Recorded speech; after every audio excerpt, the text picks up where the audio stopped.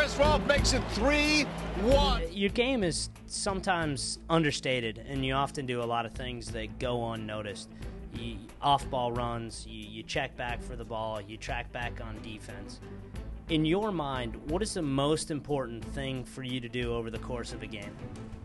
For me, I try to make the game easier for the guys that are around me. So I try to support as many positions as I can to kind of help those guys get out of situations or connect players to the game, So whether it's the other forward, the outside midfielders, Logan Pavel behind me, even the center backs, trying to just support them at all times to give them an extra option. You have clean feet, you strike the ball well, you have a nose for goal. If you could single out one skill as sort of your defining quality as a player, what would that skill be?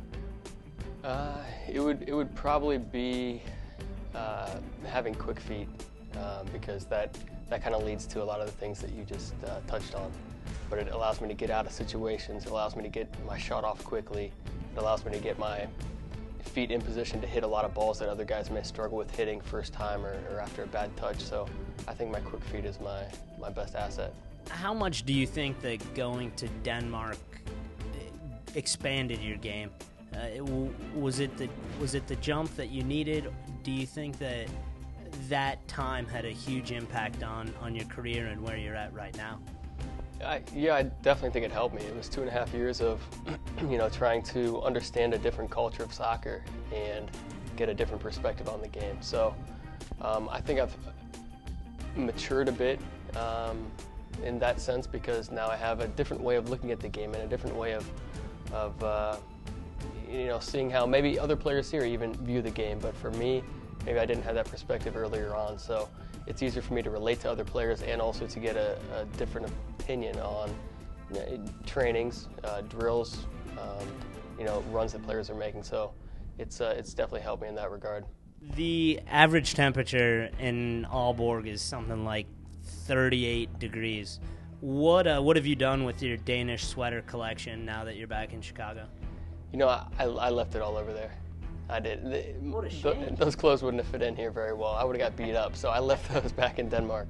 What is the one thing that you were most psyched about when you got back to Chicago? I mean, it could be a place to eat or your family being nearby, but what was sort of the one thing that sort of, to you in your mind, signaled that you were back in Chicago?